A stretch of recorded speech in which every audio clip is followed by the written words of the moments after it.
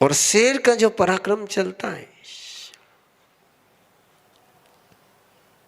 वो जो जिन शासन को स्वीकार नहीं करते, अरण्य पशु यानी जो जंगली पशु है, तो बहुश्रुत ने उनके लिए जो मिथ्यात्वी है, जो भ्रांति फैलाने वाले, जिनका नेचर बड़ा दीन है, बड़ा हीन है, जिनका सोच एनिमल बिल्कुल लोएस्ट सोच है, जो निरंतर डरे हुए रहते हैं, ऐसे जो दुनिया में लोग हैं उनके सामने बहुश्रुत ने शेर बन करके दहाड़ना है।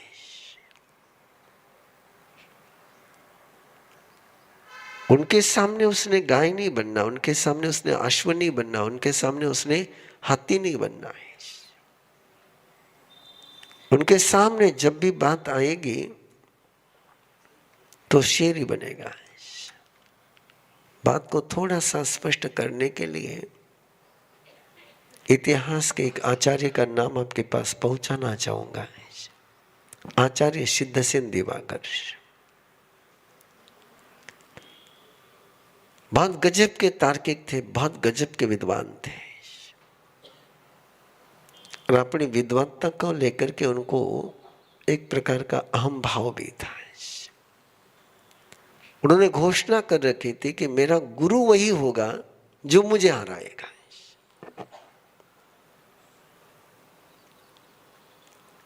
जिसके सामने मैं खड़ा न रह सकूं, और गुरु वही होना चाहिए जो आपके अहंकार को हरा दे, जो आपके अभिमान को पराजित कर दे, जिसके सामने तुम्हारा दर्प और अहंकार जिंदा नहीं रह सके, जिसके सामने तुम्हारे अहंकार चलते हैं, वे तुम्हारे गुरु कभी नहीं हो सकते। जिसके सामने तुम गर्दन सीधी नहीं कर सके वो गुरु होता है। और सिद्धसेन दिवाकर ने अपने जीवन में नेम लिया ताकि मैं उसी को गुरु मानूंगा, उसी को गुरु के रूप में स्वीकार करूंगा कि जो मुझे शास्त्रार्थ में हराएगा, पराजित करेगा। बहुत बड़ा कलेजा लगता है ना, आप तो जो आपको हरा दे उसके नाम की आप दूसरी माला गिनाओगे, लेकिन सिद्धसेन दिवाकर कहते हैं कि मुझे हराया इसका मतलब मेरे से वो श्रेष्ठ है, मेरे से वो ग्रेट है, और मेरे से कोई ग्रेट है तो उसको मुझे रिस्पेक्ट देना आना चाहिए। इस सिद्धसेन दिवाकर का सोच बहुत गजब का सोच है। और कई शास्त्रार्थ हुए, सब उसे हार जाते थे, उसको कोई हरा नहीं पाते थे। और उस समय जैनाचार्य थे वृद्धवादी, तो कई लोगों ने कहा कि तू ये इनको क्या हराता, बोले तू वृद्धवादी को हरा दे तो तेरा डंका बजेगा। तो चला वृद्धवादी को हराने के लिए। वृद्धवादी ने भी सुना था कि सिद्धसेन दिवाकर ऐसा ऐसा खेल खेल रहा है, तो उनको लगा कि किसी ज्ञानी ने अहंकारी नहीं होना चाहिए, अपने ज्ञान का उपयोग दूसरे की जिंदगी में उजाला लाने के लिए करना चाहिए, किसी को डोमिनेट करने के लिए नहीं करना चाहिए। ज्ञानी है और वो दूसरे को डोमिनेट करेगा तो डेवलप कौन करेगा। इस भावना से वो भी चले कि मैं भी सिद्धसेन दिवाकर को एक बार मुलाकात कर करके उसके डोमिनेट कैरेक्टर से उसको बाहर निकालो। और संयोग की बात की वो इधर से सिद्धसेन दिवाकर जा रहे, उधर से वृद्धवादी आ रहे, और जंगल में मुलाकात हो गई। तो जंगल में मुलाकात हो गई तो दोनों ने एक दूसरे को देखा, आपकी भाषा में कहना हो तो दुआ सलाम जय जिनेंद्र हुआ, परिचय हुआ। बोले क्या नाम तुम्हारा है? तो उन्होंने कहा मुझे वृद्धवादी कहते हैं। अच्छा तुम वृद्धवादी? बोले मैं सिद्धेश्वर दिवाकर हूं और मैं तुम्हारे साथ शास्त्रार्थ करने के लिए चला हूं, मुझे तुम्हारे साथ शास्त्रार्थ करना है। बोले वृद्धवादी ने कहा कर लेंगे, कोई बड़ी बात नहीं। बोले लेकिन शास्त्रार्थ करना हो तो कोई जज भी चाहिए ना। हेलो, क्या चाहिए? आप इतनी सी पॉलिसी फॉलो करोगे? जब झगड़ा करते तब क्या करते? हम भी शास्त्रार्थ ही करते हैं ना। उस समय किसी एक के सामने किसी को जज बना के रखना कि वो तय कर सके, बिना जज के शास्त्रार्थ नहीं करना चाहिए। इतना सा भी सूत्र निभाओगे तो शायद बहुत काम हो जाएगा। तो वृद्धवादी ने कहा कि यार जज कौन है भाई? बिना जज के डिसीजन कौन करेगा? हम दोनों ही बात करेंगे, तुम्हारा यही चलते रहता है, तुम दोनों ही बात करते रहते हैं, अब कौन जीता कौन हारा डिसीजन होता नहीं, फिर वो झगड़ा चलते रहता है कंटिन्यू। तो वृद्धवादी ने कहा कि भाई यह शास्त्रार्थ करेंगे तो निर्णय कौन करेगा, डिसीजन कौन करेगा, जज कौन होगा? चलते बोले राजा के दरबार में, वहां न्यायाधीश मिलेगा, उसके सामने शास्त्रार्थ करते हैं। लेकिन सिद्धेश्वर दिवाकर ने कहा नहीं, अभी क्या अभी शास्त्रार्थ करना है, जैसे आप कहते हैं अभी की अभी झगड़ा करना है, नहीं नहीं बाद में नहीं, यही कही। लेकिन फिर भी प्रोटोकॉल था कि कोई ना कोई निर्णायक तो चाहिए। तो जंगल में मिलना कौन है? ये पशु को चराने वाले कुछ चरवाए थे। तो सिद्धेश्वर दिवाकर ने कहा कि ये चरवाहे जिसको जिता देंगे, कहेंगे जो जीता, जो ग्रेट, मुझे मंजूर बोले। वृद्धवादी ने उसको कहा रे हम शास्त्रार्थ करेंगे तो शास्त्रार्थ को समझने वाला तो अपने से थोड़ा सा ऊंचा होना चाहिए। अब ये क्या शास्त्रार्थ को समझेंगे? बोले नहीं, मुझे ये जज के रूप में मंजूर है, तुम्हें मंजूर हो तो तैयार हो जाओ, और तुम्हें मंजूर नहीं हो तो हार कबूल कर लो। तो वृद्धवादी कहना ठीक है भाई, तुझे वो मंजूर तो मुझे वो मंजूर, मुझे क्या दिक्कत है? बोले तो बुलाया चरवाहा को और उन्होंने कहा कि हम दोनों शास्त्रार्थ कर रहे। बोले हम दोनों को तुमने सुनना है और बताना है कि कौन ग्रेट है, कौन श्रेष्ठ है, कौन जीता है, कौन विद्वान है। बिल्कुल आराम से बोले ठीक है। बोले करो तुम, देखते कौन तुमसे अच्छा है। और ये तो आप जानते हैं किसी को जज बनने में बड़ी खुजली आती है। तो चरवाहा ने सोचा कि अपने को इतना बड़ा राइट मिलता है, पोस्ट मिलती है सम्मान की, वह रेडी हो गए। बोले करो तुम। और उसने सिद्धेश्वर दिवाकर ने शुरू किया। अब वो शास्त्रार्थ करता है वृद्धवादी के साथ, जज है, चरवाहा है, और वो इतनी धारा प्रवाह संस्कृति में बोलता चला गया। अब चरवाहा देखिए क्या बड़बड़ कर रहा है, और वृद्धवादी उसके शास्त्रार्थ पर मुस्कुराते चले जाए। बड़े संस्कृत में इतनी धारा प्रवाह बात करी उसने कि सिद्धेश्वर दिवाकर ने पूरी शक्ति लगा दी। बोले आज तो वृद्धवादी क्या बोलेगा। बोले और जैसे ये शास्त्रार्थ के नियम होते हैं, वो तुम्हारा जैसा नहीं रहता कि सामने वाले की बात पूरी हुए बिना बीच में नहीं बोलते हो। तो एक की बात पूरी हो गई तो फिर अब वृद्धवादी का नंबर आया है। वृद्धवादी ने देखा कि ओके ठीक है। बोले उसने चरवाहों से बात शुरू करी। बोले जज से बात करो ना, निर्णायक कौन है? इतना कॉमन सेंस उसके पास था। और चरवाहे को उसने मस्त पैक स्टोरी सुना दी, 2 गीत सुना दिए। तीर्थशुषि होगा, गीत सुना दिए। अब गीत सुना दिए, स्टोरी सुना दिए, तो चरवाहे लोग ताली बजाए। बोले मजा आ गया। बोले डिसीजन दे। बोले कौन? बोले ये तो क्या बक बक बक बक बक बक बक कर रहा था कुछ। विद्वान हो तो आप ही बोले। और सिद्ध सेन दिवाकर ने वही पर वृद्धवादी के चरणों पर मत्था टेक दिया। बोले आप मेरे गुरु। वृद्धवादी ने कहा नहीं, ये इनके सामने का निर्णय सही नहीं। बोले हो गया बने। अरे बोले नहीं, बोले जिसको इतना कॉमन सेंस नहीं किसके सामने कौन सी भाषा में बोलना, तो मैं गया बने। और सिद्ध सेन दिवाकर जैन संत बने, दीक्षा ली उन्होंने। और दीक्षा लेकर के वृद्धवादी के पास लंबा अध्ययन किया। तो जैन दर्शन, जैन धर्म उस समय लोक भाषा में चलता था, पब्लिक की लैंग्वेज में बात करते थे। अर्धमागधी भाषा ने पब्लिक की भाषा थी। और ब्राह्मण धर्म चलता था संस्कृत में, विद्वानों की भाषा में। अभी जैन धर्म विद्वानों की भाषा में चल रहा है, पब्लिक की भाषा में नहीं चल रहा। सॉरी,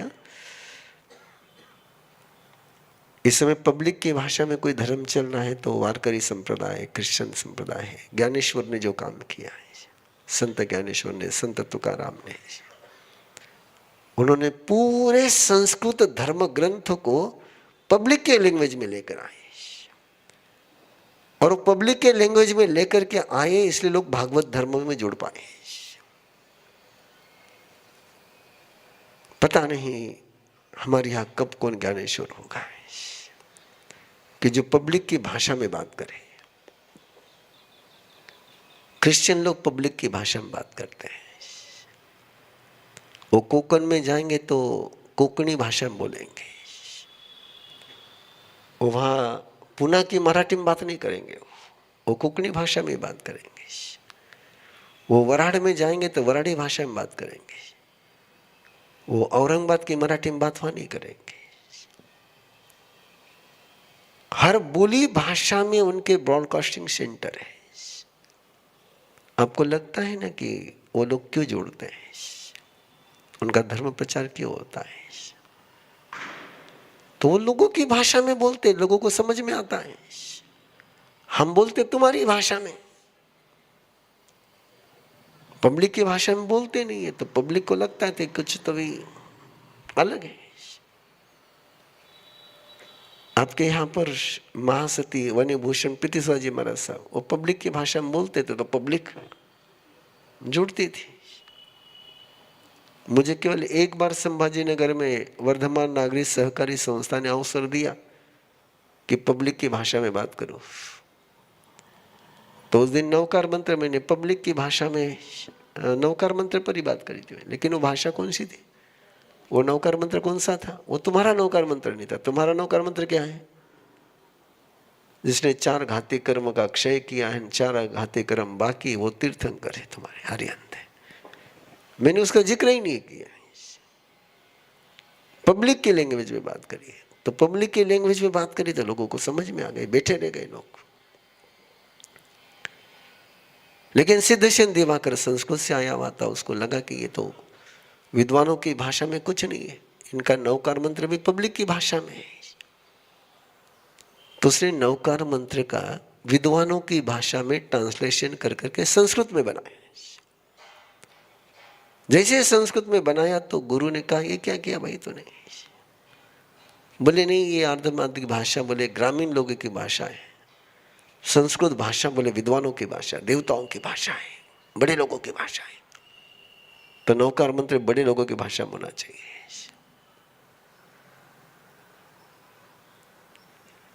गुरु ने कहा कि हमारे तीर्थंकर पब्लिक की भाषा में बोले, अर्धमागधी भाषा में बोले, और तो परमात्मा के पब्लिक की भाषा में बोलने पर ऑब्जेक्शन ले रहा है। तूने बहुत बड़ा गुनाह किया है। मैं कहानी इसलिए विस्तार से सुना रहा हूं, आपको समझ में आ जाए कि आगे कैसे काम करना चाहिए। तो हमारे दंड संहिता है हमारे यहाँ पर, जैसा तुम्हारे यहाँ दंड व्यवस्था है कानून की, वैसे हमारे भी प्रोटोकॉल ब्रेक करने के बाद दंड देते हैं। और जैसे आपके यहाँ पर लोक व्यवहार में सबसे एक्सट्रीम दंड को, ये तो फांसी की सजा है। एक्सट्रीम दंड क्या है? फांसी की सजा है। वैसे जिन शासन में उस समय, आज तो वो दंड देते भी नहीं है, उस समय एक्सट्रीम सजा थी कि उसका साधु का वेश छीन लेना, 12 साल तक उसको बिना ड्रेस के साधु बनकर के जीने के लिए कहना। 12 साल तक बिना ड्रेस के उसने साधु बनकर के जीना है, और 12 साल में उसने कोई शासन की प्रभावना करी तो वापस सम्मान पूर्वक उसको आचार्य बनाना है। उसको पारंचिक प्रायश्चित कहते हैं।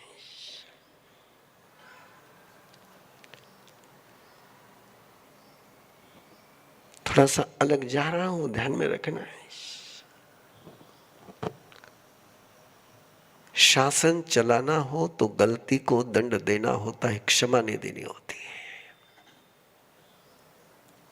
मैंने पहले भी एक बार आपको कहा था कि वैर भाव के लिए क्षमापना है। क्षमापना किसके लिए? वैर भावना के लिए, कि दुश्मनी का भाव मन में नहीं रहे, उसलिए क्षमापना है। जिन शासन में गलती के लिए माफी नहीं है, या गलती के लिए प्रायश्चित है। यदि एक दूसरे के मन में किसी प्रकार का वैर भाव आया हो तो वैर भाव दूर करने के लिए क्षमापना है।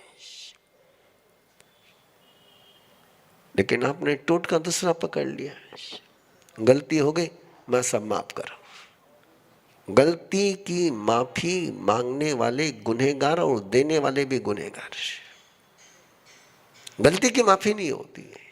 कोई बीमार पड़ गया, अनु कह दे डॉक्टर को मैं बीमार पड़ी हूं, थोड़ा मैंने माफ कर दे, चलेगा ना?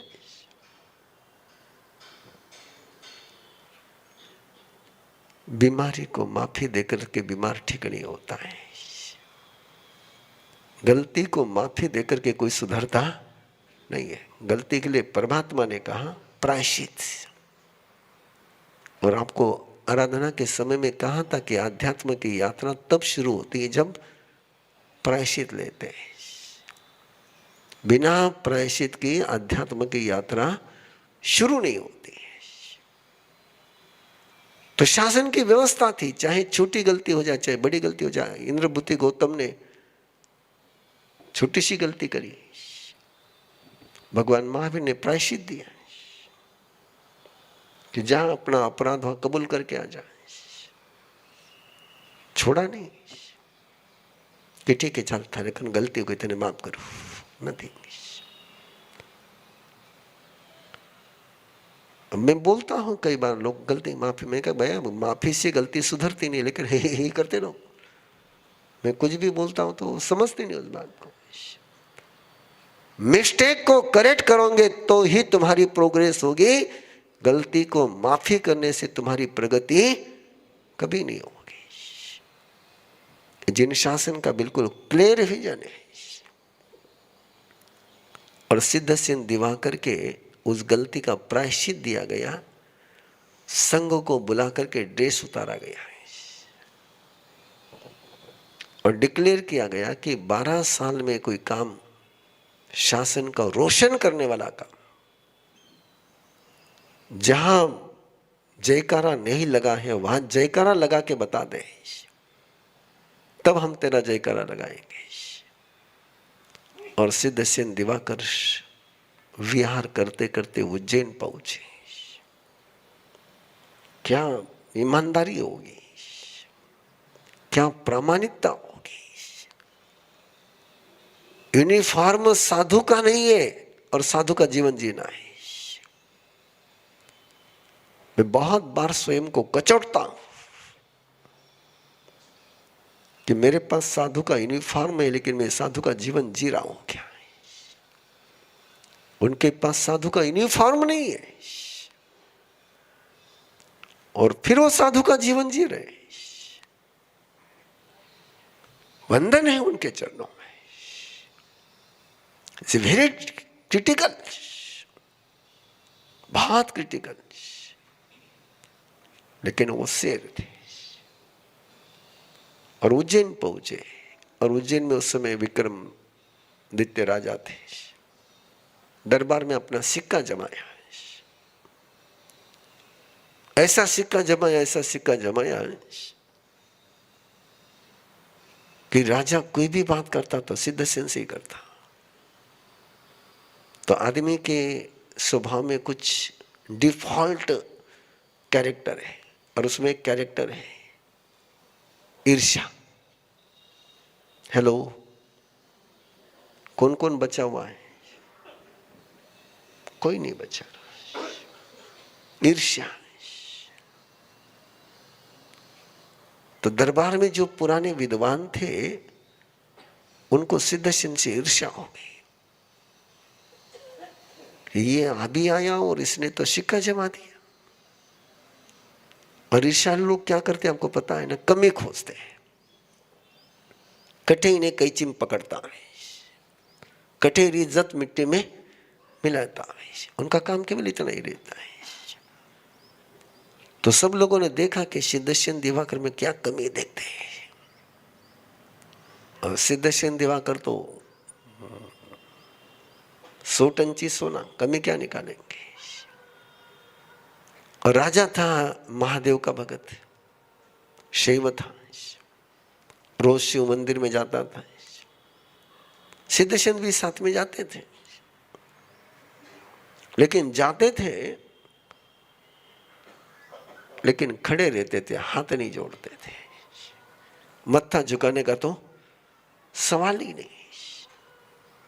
और एक दिन एक विद्वान ने देख लिया, अरे ये सिद्धसेन मंदिर आता है, राजा इसको साथ में लाते हैं, साथ में आता है, लेकिन ये महादेव को वंदन तो करता नहीं।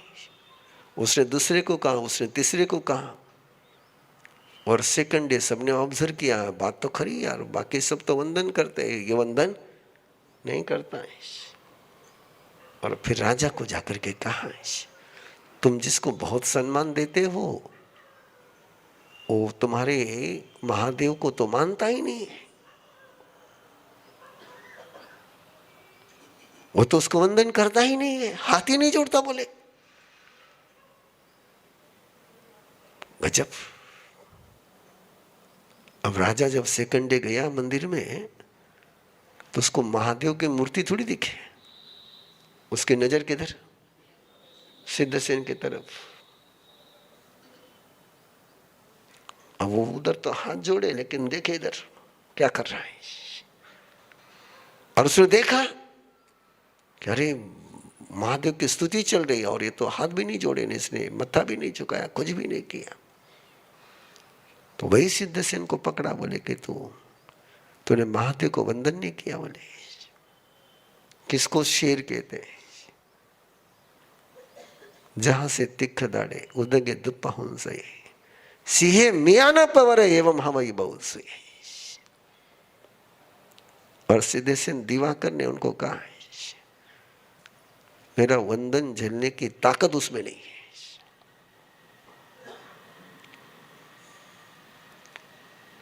पहले तो वंदन नहीं करना और ऊपर से कहना कि मेरा प्रणाम झेलने की, मेरे नमस्कार झेलने का ही ताकत उसमें नहीं है। क्या हालत हुई होगी। राजा ने कहा कि पहले वंदन तो कर, देखते तेरे में ताकत है कि उसमें ताकत है। और सिद्धसेन दिवाकर ने लगाया आसन। वंदन करने के 3 प्रकार होते हैं। एक हाथ जोड़ करके, मत्था झुका करके नमन सा में कह दिया, हो गया वंदन। दूसरा वंदन होता है स्तुति का वंदन, वीरस्तुति का वंदन, वो वंदन है। और तीसरा वंदन होता है शक्ति का वंदन। इच्छा योग, शास्त्र योग और शक्ति योग, इन 3 विधियों से नमस्कार होता है। सॉरी हाँ, कोई तुम्हारे दिमाग के ऊपर से बात निकल जाए तो। बाकी आचार्य हरिभद्र सूरी ने नमुत्थुनम के विवेचना में, ललित विस्तारा में सबसे पहले पर इस पर विवेचन किया कि इच्छा योग, शास्त्र योग और शक्ति योग का नमस्कार है। हम सबका जो नमस्कार चलता है ना, वो इच्छा योग का नमस्कार है। हाँ, इच्छा योग है, उसमें कोई खोपड़ी का लेना देना नहीं, कोई समझदारी का लेना देना नहीं। माँ बाप ने कहा है हमारा सावे हाथ जोड़ लिया, बस ठीक है। इच्छा है, हैबिचुअल है, उसमें कोई अंडरस्टैंडिंग नहीं है आप लोगों की। और अंडरस्टैंडिंग के साथ जब सिद्धसेन दिवाकर ने शुरू किया, कल्याण मंदिर मुदारमवद्य भेदी भीता भय पदमनिंदितमंग्रि पद्मं संसार सागर निमज्जित शेष जंतु भूतायमानमभिनम्य जिनेश्वरस्य। कहीं पार्श्वनाथ का नाम नहीं लिया, सीधा का कल्याण मंदिर। सुनने वाले को लगे कि कल्याण मंदिर की बात कर रहे हैं, कि आपको पता होना चाहिए कि महादेव के मंदिर में बाहर जो मंडप होता है उसको कल्याण मंडपम कहते हैं। आज भी साउथ में जाओगे तो उसको कल्याण मंडपम कहते हैं। तो बात तो वही से शुरू करनी थी। सुनने वाले को लग रहा है कि ये महादेव की स्तुति कर रहा है, और सिद्धसेन दिवाकर किसकी स्तुति कर रहे हैं? भगवान पार्श्वनाथ की। किसको कहते शास्त्र योग, किसको कहते शक्ति योग। आज भी उज्जैन में वो है अवंती पार्श्वनाथ। कि जैसे जैसे कल्याण मंदिर की रचना अंदर आगे बढ़ती गई, 17वें श्लोक पर पहुंची और महादेव की पिंड फट गई और अंदर से पार्श्वनाथ परमात्मा की प्रतिमा उभर करके आ गई। सिद्धसेन दिवाकर ने जब देखा, और स्तोत्र आगे चलता रहा, स्तोत्र वहां पूरा नहीं हुआ, वो तो लगे थे। जन नयन कुमुद चंद्र प्रभास्वरा स्वर्ग संपदो भुक्ता ते विगलित मलिनिच अचिरान मोक्षम प्रपद्यन्ते। जब वहां पहुंचे तब उन्होंने आंख खोली, और तब राजा ने देखा कि ये कोई स्वीकार किया है, जैन धर्म को स्वीकार किया है। इसको कहते हैं शेर होना। इसको क्या कहते हैं? शेर होना।